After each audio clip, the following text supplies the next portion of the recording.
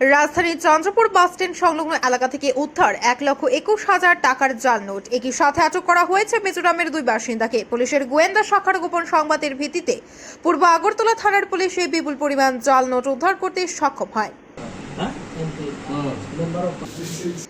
আগ্নেয়াস্ত্রের পর এবার রাজ্যে জাল নোট ছড়িয়ে দেওয়ার চক্রান্ত। গোপন সংবাদের ভিত্তিতে মঙ্গলবার সন্ধ্যায় চন্দ্রপুর আন্তঃরাজ্য বাস টার্মিনাল সংলগ্ন এলাকায় বিশেষ অভিযানে নামে সদর মহকুমা পুলিশ আধিকারিক অজয় কুমার দাসের নেতৃত্বে পূর্ব থানার পুলিশ।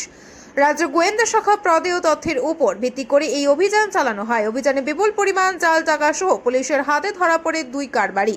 ধৃত দুই ব্যক্তির নাম গোকুল কিশোর চাকমা ও রাজেশ চাকমা। তাদের বাড়ি মিজোরামের মামিথ জেলার ওয়াংপাড়া এলাকায়। তাদের কাছ থেকে উদ্ধার হয়েছে 1,21,000 টাকার জাল নোট। মহকুমা পুলিশ আধিকারিক অজয় কুমার দাস জানান, উদ্ধার হওয়া জাল টাকাগুলি ফরেনসিক ল্যাবে পাঠানো হবে। প্রাথমিক তদন্তে জানা গেছে ভারতীয় অর্থনীতিকে নষ্ট করার জন্য বহিরাষ্ট্রের একটি শক্তি সক্রিয়। তারাই এই জাল টাকা ছাপিয়ে ভারতে পাচার করে রাঙ্গামাটি থেকে এই জাল টাকা তারা সংগ্রহ করেছে বলে প্রাথমিক জিজ্ঞাসাবাদে জানা গেছে।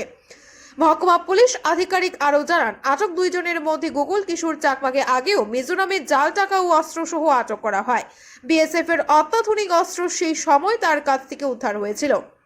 এছাড়া কুমারঘাটের একটি ঘটনায় যুক্ত রয়েছে গোকুল কিশোর চাকমা। বুধবার দুজনকে আদালতে সোপর্দ করবে পুলিশ। এই ঘটনার তদন্ত চলছে। এর পেছনে বড় চক্র জড়িত রয়েছে বলে অনুমান পুলিশের। নমস্কার, আজকে একটা গোপন খবর ছিল, একটা সিস্টার এজেন্সি থেকে আমরা পেয়েছিলাম। তো অ্যাকর্ডিংলি একটা ট্র্যাপ সেট করা হয়েছিল ফেক ইন্ডিয়ান কারেন্সি নোটসের। তো চন্দ্রপুর স্ট্যান্ডের কাছে আমি নিজেই ছিলাম সিভিল ড্রেসে, আমার সঙ্গে পিএসআই অভিরূপ দাস ছিল। তো আমাদের ডিস্ট্রিক্টের টিম ছিল আর ইন্টেলিজেন্সেরও টিম ছিল। তো ওনাকে ট্র্যাপ করে আনা হয়েছে একটা সোর্সের থ্রু। তো এইটাও এই ফেক কারেন্সিগুলো দিয়ে অরিজিনাল মানে এটা বিক্রি করতে এসেছিল ইন্টেল। তো অ্যাকর্ডিংলি চালাক থাকে ফাইনালি আমরা ধরতে পেরেছি। দুজন অ্যারেস্ট হয়েছে। এর মধ্যে একজন গোকুল কিশোর চাকমা আর একজন হচ্ছে রাজেশ চাকমা। ওদের বাড়ি হচ্ছে মানপাড়া, মিজোরাম। মামিথ ডিস্ট্রিক্ট মানে আপনাদের জাস্ট নেবারিং টু। তো টোটাল 1,21,000 এর FICN fake Indian currency notes seize হয়েছে, হাই কোয়ালিটি এফআইসিএন। এটা আমার এফএসএল ল্যাবে পাঠাবো একটা মানে অ্যাজ এভিডেন্স দেখার জন্য। আর এটা যে বেসিক্যালি এটা আউট অফ কান্ট্রি, যা আমরা বেসিক বুঝতে পেরেছি, আউট অফ কান্ট্রি প্রিন্ট হয়েছে। বেসিক্যালি ইন্ডিয়ান ইকোনমিকে নষ্ট করার জন্য যেই অ্যাডভান্স কান্ট্রিগুলো থাকে তারা এগুলো পুশ করে।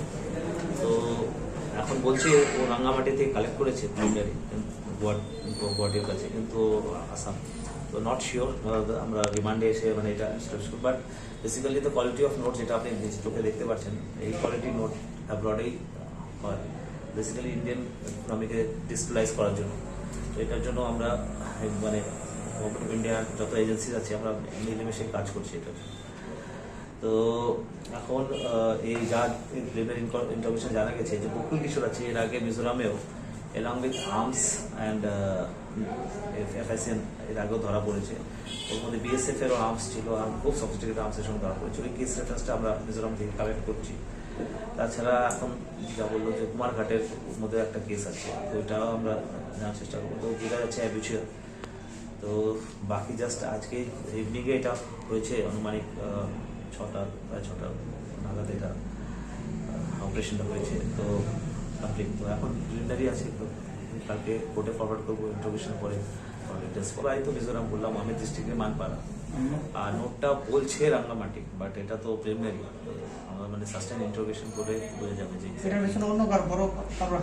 নিশ্চয়ই আছে, কারণ কি এই কোয়ালিটির নোটস তো বাইরে থেকে আসছে, মানে এটার মধ্যে একটা নিশ্চয়ই একটা সিন্ডিকেট কাজ করছে। জাল টাকা উদ্ধার হওয়ার সংবাদ ছড়িয়ে পড়তেই ফের একবার সাধারণ মানুষের মধ্যে আতঙ্ক দেখা দিয়েছে। এই পরিস্থিতিতে এখন দেখার পুলিশ ঘটনার তদন্তক্রমে এই জাল টাকা আদান প্রদানের মূল চক্রের হদিশ বের করতে কতটা সক্ষম হয়। Bureau report, Tripura news 8।